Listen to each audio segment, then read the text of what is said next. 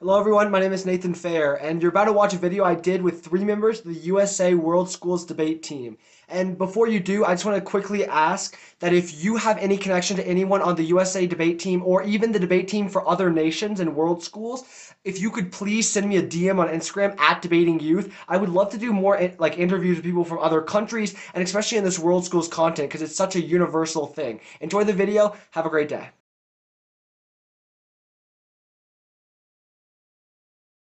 How do you stand out in a World Schools round? And I've been following you a little bit in your World Schools journey this year, and you've been doing really, really well. So how are you able to win these rounds and stand out to these judges? Well, thank you. I think that a lot of people, especially in out rounds, have pretty good content, but I think something that people kind of overlook, especially in the prep process, is trying to see further into the debate and how the debate is going to play out, especially in later round speeches, like the threes and the replies. I think it's really important to establish, at least in your mind, and talk with your team what your end goal is, which arguments you're going for. And so I think that's the content side of things. And then for the more delivery aspect, I think just having a very conversational tone, which is something most world's debaters, come with. I think that's really great. But trying to dumb down arguments and make them very clear to your judge, regardless of who they are, is really helpful because it lets them understand the basis. Maybe if your previous speaker or a previous speaker on the other side skipped over something, it's important to go back to reiterate and make it very clear. I know we talked about this for Congress. Is there anything else that you have to say about researching, or is there any different process you have for world schools, especially because you have the extemporaneous topics? So I think the most important thing for research in worlds for both prepared and impromptu, although I will admit it's a little bit harder for impromptu, is to know the context behind why the motion is being presented. Because I think, and that comes along if you're in an impromptu debate with just keeping up with current events, reading, newspaper articles every day. I know the New York Times comes out with like a top 10 things you need to know about news this week every Friday, which is really helpful. So keeping up with current events and knowing the context behind the motions, I think is really helpful because sometimes that builds your case for you, opens your eyes to new arguments that maybe are not intuitive if you don't know what's happening in the world around you. How did you get into it? How would you recommend other people who want to join world schools get started in it? So I actually don't have before Team USA, I didn't have any worlds experience because, like you said, I mean, I live in Texas, so we do have a worlds community, but it's a majority in like Dallas and Houston and a little bit of San Antonio. But in my district, it's kind of unknown. Not many people do it. So I think the first thing that you do is obviously you need to learn more about the event. So I would recommend looking up videos online. There are tons of videos, especially for worlds, but also for if you want to see college debating. There's also Parley videos online that you can research and look at. And then I think for establishing a world circuit in your own district, maybe go to your coaches, ask them if the other coaches of schools in your district are interested in getting worlds onto the list of events at the tournaments, your local tournaments. Maybe starting a team in your own school, even if you don't compete very often.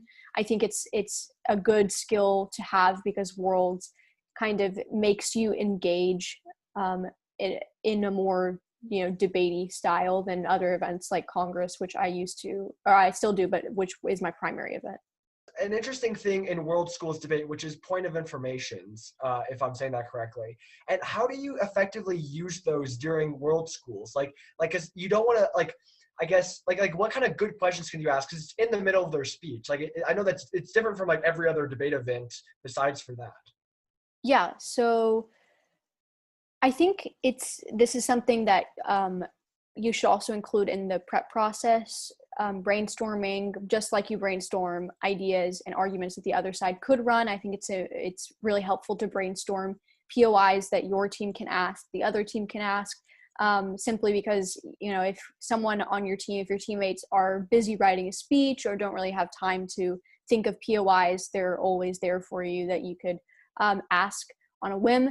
But I also think that POIs need to be very strategic in rounds. So I think this kind of differs from, I don't have much experience in other events except for Congress, but it differs from Congress in that, some in like some direct questioning periods, you can maybe like ask a question that isn't that hard hitting or important at the beginning, or even in indirect questioning, if you ask a question that's a little bit flimsy, you can probably get away with it. No one's going to really mark you down for it. In Worlds though, you really only get one, max two POIs that you can ask and actually ask, and they accept from the other team. So I think it's really important to strategically use those POIs to ask really hard-hitting questions, try to box them into a corner. And something else that's really different from Congress is that it doesn't always have to be a question. Your POI can be a clarification if the other team and the other speaker is like drastically mischaracterizing what your substantives were or your arguments. And you can also just make a statement that clarifies the debate for the judge. You can ask them a question, whether they support, something that was similar to the motion, but not exactly, try to trap them into a corner. So the same sort of like questioning skills apply for Worlds. I would just say that each POI has to be extremely strategic because you only get one or two of them in every speech.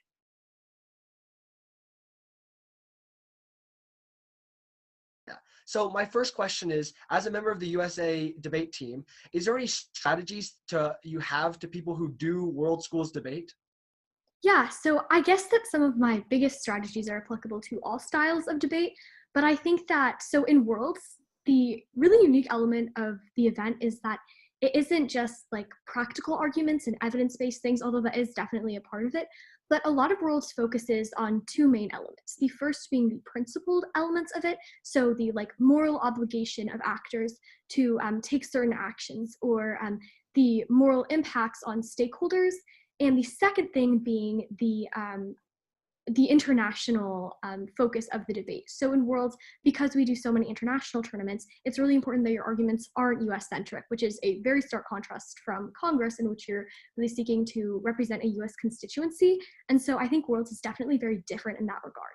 With that said, I think that the two main tips that I would give to people who are interested in Worlds or competing in that event would be to first make sure that all of your arguments have a global span, because that's really important to be able to appeal to those international judges that you'll often have even at domestic tournaments.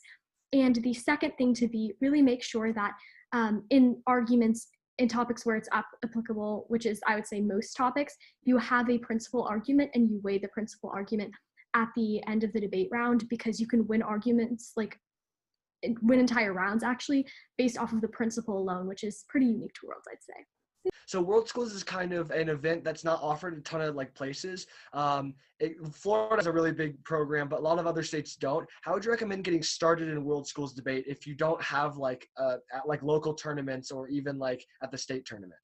Yeah, so that's a great question. So actually, I think that I can give some really particularly relevant insight on this, coming from a state that up until recently did not have a really huge Worlds program. The way that I actually ended up getting involved in Worlds was through going with my district team to NSDA Nationals. I would highly, highly encourage anybody who is interested in starting Worlds to go to that tournament as part of a district team. That is a great opportunity to go get some experience, compete against some of the best teams and also some teams who are new and inexperienced as well, and get your feet in the water and really see how you fit with the event. The NSDA district team, you can go with people who have experience in all different main events and things like that. Then for me, what I did after that was I went to a couple of tournaments with my school team, which is super accessible now that a lot of tournaments are being held online. So if you want to get like your feet wet in Worlds, this year is a really, really, really good year to do so, because even if you don't have like local tournaments, you can go to national tournaments that are held online, even international ones. Definitely take advantage of that opportunity. But also for those of you guys who are in or freshmen or sophomores, or even juniors, I would highly encourage you to apply for the USA Debate Development Team. It really focuses on training you and giving you experience in Worlds without being as cutthroat of an environment as the main USA team and being as rigorous in terms of competition schedule and commitment as well. But that was a super great experience for me, who came in with very little experience, to grow in the event and cultivate my skills in Worlds.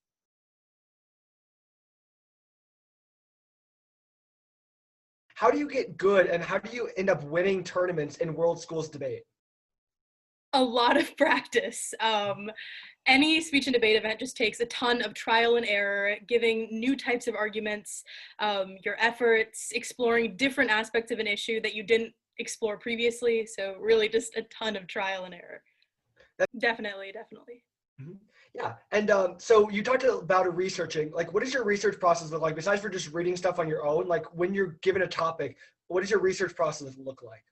So essentially what I'll do is I will look at the topic first without diving into heavy fact-based research, and sort of divide the kind of arguments I'm looking at into the pragmatic and the principle. So the pragmatic is obviously physical statistics, looking at what an implementation will look like and what a physical impact will look like. And then the principle is anything relating to the philosophy of how human nature and human society functions and how this motion is going to affect that makeup. And so once I've sort of gotten to, like 3 or 4 arguments on both the proposition and the opposition, both on pragmatic and the principle, that's when I will go and start looking up statistics to support my points, or like Google implementations of certain things similar to the motion or things like that.